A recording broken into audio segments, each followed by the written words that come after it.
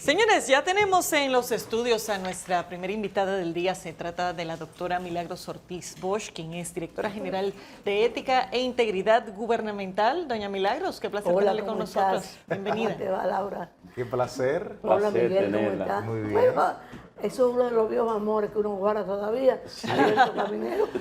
Gracias por estar con nosotros, doctora, y qué bueno y oportuno tenerla aquí a propósito de que estamos muy cerca de un proceso electoral.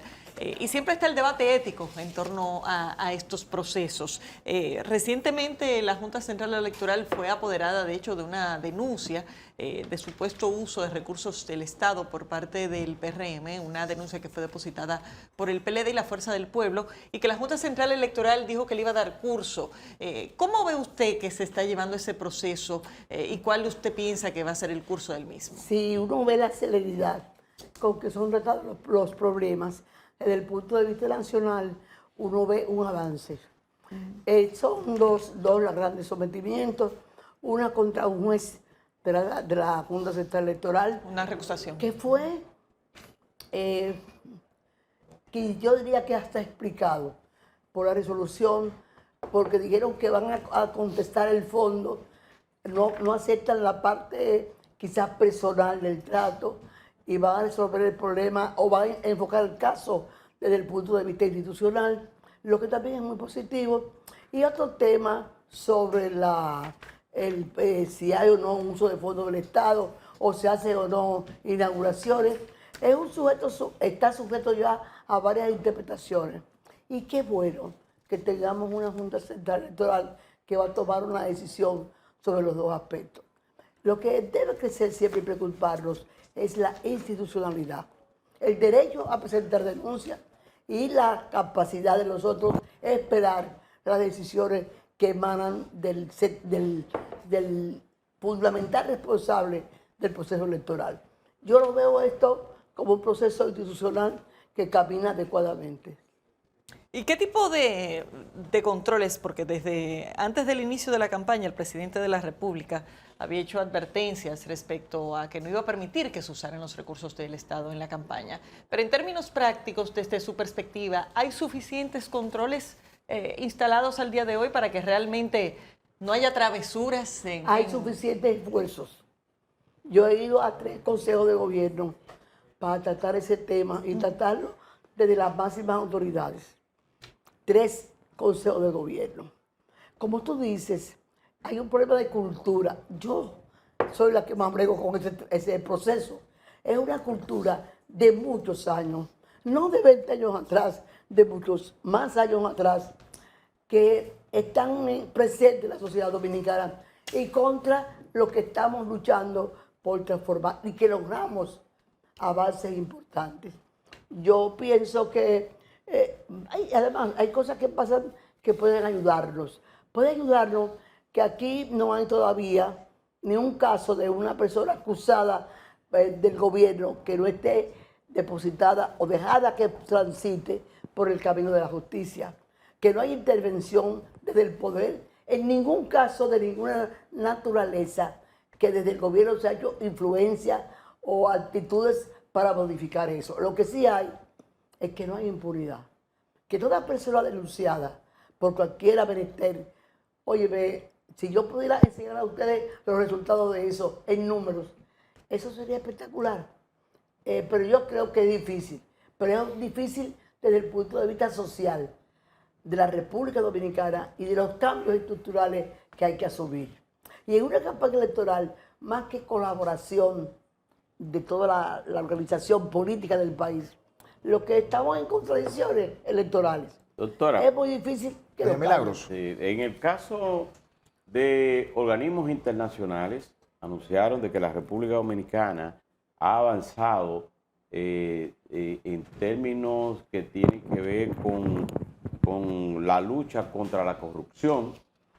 También llegó las declaraciones de la Embajada de los Estados Unidos reconociendo al gobierno dominicano por la transparencia y la lucha contra la corrupción.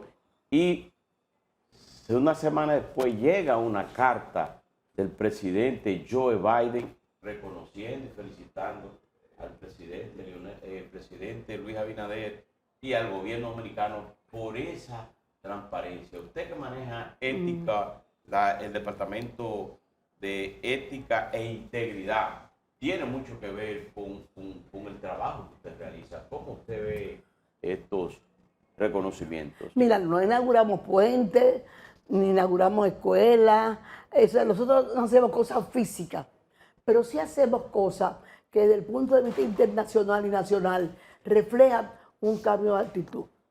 Y te puedo poner ejemplos. Por ejemplo, en los 9 años que transcurrieron desde que se crearon hasta que se implementaron las denuncias dentro de la organización que nosotros dirigimos, la DGI, hubo 1.415 denuncias. 1.415 denuncias. ¿Qué pasó con esas denuncias? Que el 87% se declararon de incompetencias. Y solamente el otro, creo que fue quizás menos del 87, el 84. Y entonces de competencia, solamente un 16. O sea, trataron solamente 16 de las denuncias. En el caso nuestro, es totalmente diferente. En 3 años recibimos 622 denuncias, pero rescatamos del pasado que estaban archivadas, entre ellas la de los 1.500 millones de asfalto caliente. Y ciertamente sumamos 322 más, que llegamos a 954 en apenas 3 años. Te estoy hablando de 1.400, o sea, en cantidad, mucha cantidad. Pero nosotros nos declaramos competentes en el 87%. Y solamente tenemos de incompetencia un sentido muy bajo. ¿Qué significa eso? Que le ponemos atención al denunciante, que atendemos lo que nos están diciendo. Y eso crea muchas molestias, porque tú tienes que llamar ministros, tú tienes que llamar directores, tú tienes que investigar por qué no se acercan, por qué no contestan, por qué han cometido el error. Y darle algo que es muy importante, que se llama el tema más importante, es el seguimiento, qué tiempo tardaron en contestar, porque lo establece la ley. Y todo eso va creando una forma de saber que hay una vigilancia social, porque se materializa esa diligencia social. Y ciertamente eso va creando un conocimiento muy importante. Desde el punto de vista internacional, ninguna de las últimas encuestas no han publicado quizás todavía las que evalúan el presupuesto, ni las que evalúan el funcionamiento de la Secretaría de Hacienda, del Ministerio de Hacienda. Y todas ellas vienen de fuera, porque hemos puesto al día las convenciones de lucha contra la corrupción, que estaban muy atrasadas. 18 entidades nacionales, coordinadas por nosotros, por la DGI. Estuvimos con la Comisión de las Naciones Unidas y de la OEA, respondiendo las preguntas que ellos hacían sobre cómo iba esa ejecución, esa aplicación de las convenciones. Y todo eso va creando, desde el punto de vista, una información fiable. Y tengo que decirle una noticia que yo no sabía, porque algunos secretos puede uno compartir con los amigos. Es ahí a donde van de manera primaria las que investigan las posibilidades de crédito de la República Dominicana. En un país que hay facilidades democráticas, no lo decimos nosotros, lo dijo IDEA. En un país donde la CIP dice, con toda la ley 124 y su echada para atrás. Esa echada para atrás también es importante. Es un gobierno que oye y que entiende cuando tiene que reformar algo. Y volviendo al mismo tema, todo eso hace que los indicadores que nosotros exhibimos y hacemos, que son portales públicos, son realmente un derrame, Laura, de que algo lo está sucediendo, que lo están cuidando de no cometer errores que tienen que ver con el manejo de los fondos públicos, que al fin y al cabo es el beneficio para el ciudadano. Milagros, bueno, en ese sentido, o sea, mejorar la transparencia obviamente disminuye la corrupción a nivel de las instituciones. Me gustaría saber que nos hable un poco de las comisiones de integridad que se están conformando. ¿Qué es eso? ¿En qué consiste? ¿Y cuál es el trabajo y cuál es el avance que hemos tenido desde la conformación de esas comisiones? Yo no sabía que tú me querías tanto, porque esta pregunta es ideal. Pues mira, teníamos comisiones de ética en todas las instituciones, lo que era muy bueno.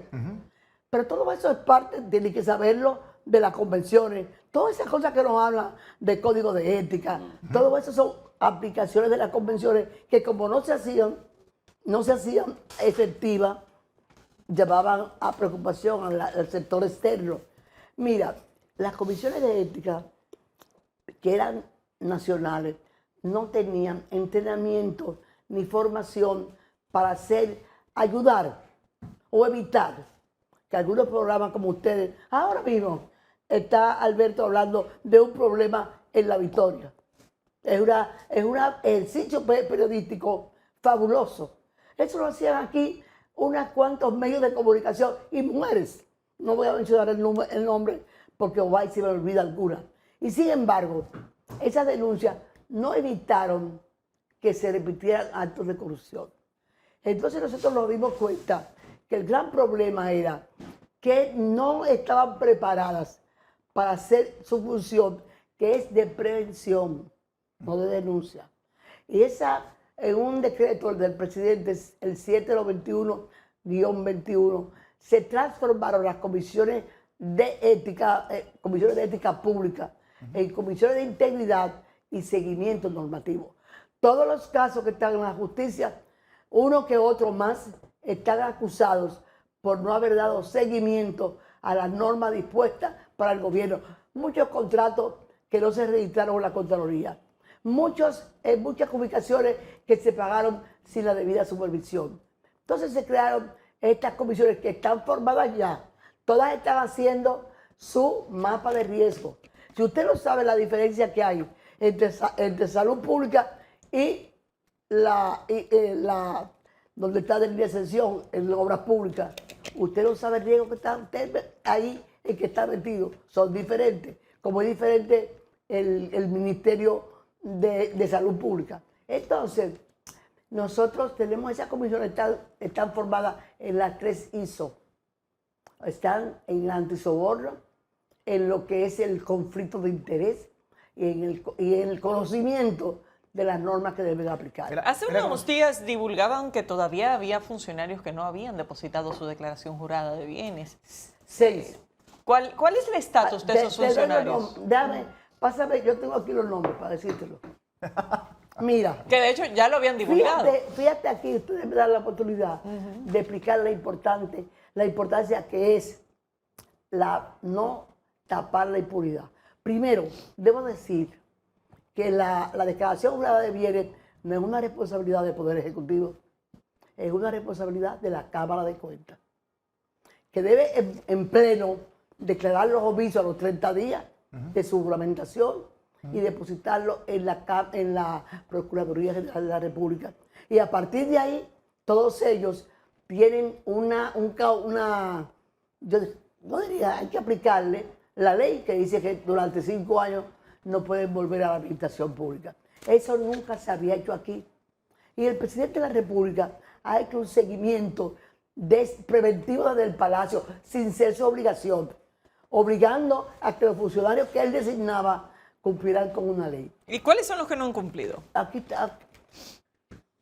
Nosotros encontramos 5. De los 5, al hacerlo público, 5 ya cumplieron. Aquí están los nombres. Y el depósito de su acta. Ese riesgo difícil del trabajo que nos toca a nosotros, que asumimos con responsabilidad, pero sabemos que al decir las cosas y conocerse, lo ven ellos mismos, porque saben que otros han perdido el cargo por esa situación. Aunque la Cámara de Cuentas no lo haga, el presidente tiene principios y nosotros somos los que llevamos eso. Y la Cámara de Cuentas, a su entender, doña Milagros, y yo sé que es una reflexión mucho más amplia, ¿es funcional en este momento? ¿Cómo? ¿La Cámara de Cuentas es funcional en este momento? Mira, va operando. Ha habido entre ellos no sé, nosotros de verdad tenemos prohibido participar en los demás poderes del Estado. En la única parte que hemos coincidido con los otros poderes del Estado es en un concepto del que me siento orgullosa. Yo, por ejemplo, la transparencia que nosotros seguimos cada 3 meses y publicamos, y la prensa nos ayuda a divulgar esos conceptos. Realmente, en ese tiempo, encontrábamos que los poderes públicos, te digo algunos, Senado, Cámara de Diputados, el Poder Judicial, muchos de ellos entendían que eran independientes y no tenían que hacer ningún tipo de cumplimiento. Y hemos logrado, Laura, que todos ellos, menos 2, ya en un acuerdo con nosotros, los 2 que quedaron fuera, signan en el portal de transparencia, rindan informe al país de su transparencia. La Cámara de Diputados, porque el acuerdo es que van a entrar en este trimestre de ahora, en marzo. Y segundo, la Junta Central Electoral, porque uno no nos puede agobiar. Milagros. Pero Milagros, fíjese ¿usted cómo anda considera- usted. Sin embargo, Fíjese cómo anda usted correteando funcionarios cuando eso es una tarea de la Cámara de Cuentas. y no han podido cumplir con Óyeme, ese... porque el desarrollo dominicano, la ética, el cumplimiento, es una obligación de todos. Yo estoy ahí porque el presidente me pidió, fíjense que somos el primer gabinete que a los 30 días de juramentado presentó la declaración jurada de bienes, incluso los militares designados. Todos lo entregamos esa fecha. Milagros, Y hay ¿usted ministros, considera- hay ministros que no han presentado... Nunca. No. No. ¿Cuáles Nunca. son? ¿Usted tiene los Pero creo puede que- dar los nombres? Lo Pero creo que tengo. había un viceministro, sí. ¿Cómo? Creo que había un viceministro. Uno solo. Vamos a ver Uno quiénes solo. son. Y debo decir que al otro día la entregó. Al otro día la entregó. Cuánta Porque- diligencia, militarmente. caramba. No. Uno llama a la gente. si no lo hacen Yo no público, estoy no lo ahí. hacen. Ustedes no saben el dolor que me da a mí tener que recomendar medidas difíciles para gente que yo conozco. Sí. Pero oye, mi obligación es Claro. ayudar a que... de todo es la obligación. Milagros. No es mía, pero yo la ejecuto. Dime. ¿Usted considera que uno de los logros en el gobierno del presidente Luis Abinader es que en su gobierno la corrupción ha disminuido? ¿Cómo? Si usted considera que uno de los logros del presidente Luis Abinader es que en su gobierno la corrupción ha disminuido, Tú sabes lo que es la CCC, díganos. la comisión que cuida la preparación para luchar contra la corrupción, el área más poderosa del mundo, que depende de Davos y de todas esas cosas de por allá, lo dice. ¿Quién lo dice? Transparencia Internacional. ¿Quién lo dice? Los empresarios que vienen a invertir al país. ¿Quién lo dice? Ninguna de las cosas que se proclaman tienen que ver con nosotros. Nosotros no controlamos los organismos internacionales. No tenemos influencia como tienen los grandes países para influir en sus designios o en sus medidas. Lo más hermoso que está sucediendo ahora, que aquí hay gente que no lo quiere ver, no lo puede ver en la coyuntura electoral. No lo puede ver porque actuaron a una cosa que yo alabo. Si me preguntas, creo que ustedes dos o alguno me quiso preguntar, ¿qué es lo más valioso que yo veo en Luis Abinader? Su capacidad de decirnos, Trujillo está muerto. Yo oigo lo que no hago bien. Yo oigo lo que me dicen que podría mejorar. No hay personas que critican esa condición en el presidente de la República y yo, que sé lo que fue el trujillismo, como algunos de los que estamos aquí sentados, Mire, creo, algunas santiagueras. Pero demos la oportunidad a Tenemos la la doctora que oportunidad nos ahora. presente, que nos diga por lo menos los funcionarios que no han presentado. No, pero déjame decirte algo antes de conversarte a ti, porque alguna ventaja tengo yo que estoy Sí, sentado sí, aquí. sí, no, Nosotros recibimos a través del SAIP, que es el Servicio de Asistencia a la Información Pública, 53.931 solicitudes de servicio o de preguntas y contestamos 52.963 a esas personas. Quedaron, pues solamente contestamos el 91%, quedó menos de un 9%, que no depende de nosotros, porque nos preguntan cosas de otro ministerio, de una cosa que está en la justicia, que no podemos meternos allá o esperar que haya una decisión del otro lado. Contesté eso y ahora voy a leerte Doctora, pero de los 6 que faltaban, ya 5 depositaron. Mira, no. Uno tiene uno que es un cónsul honorario español. La Cancillería nos mandó una carta diciendo que ese señor es su honor, que no maneja dinero, que no maneja fondos, pero que es su honor porque es un promotor, un hombre, una persona muy cercana al turismo español y que está ahí cumpliendo una función de representación honorífica. Ahí estará uno menos. Hay 3 que están por aquí, los 3 nombres de los que depositaron. Déjame buscarlo porque ya no son los muñequitos de 15 años, ¿no? Aquí están los 3. Sí, porque ya ustedes habían divulgado quienes no habían depositado Sí. para saber quiénes Pero depositaron. como que no, con Sí. mucho gusto. Depositó Rafael Uceta. Era del Fondo para el Desarrollo de FEDA. Depositó. Depositó Juan Manuel Ruiz Galdón. No, ese el que se explicó la Secretaría de Relaciones Exteriores. Segundo, depositó Carlos José Valdés Mato, el que es viceministro, como tú decías, de la Juventud. Y depositó también este señor Manuel Nau, que es de una de las EDES. Queda entonces una señora que está en la Dirección de Discapacidad, es la que queda pendiente. Después todos están en ese. El único viceministro era este joven, que creo que es parte de los cambios que ha habido sistemáticos en ese ministerio. Bueno, doctora, muchísimas gracias. Tenemos ya el tiempo encima, pero usted nos halaga con su presencia aquí. Muchas gracias. Muchas gracias. Gracias, doña Milagros, por estar con Encantada, nosotros. encantada. Despedimos a la doctora Milagros Muchas Ortiz gracias. Bosch, directora general de Ética e Integridad Gubernamental. Vamos a una pausa, ya volvemos. Bueno.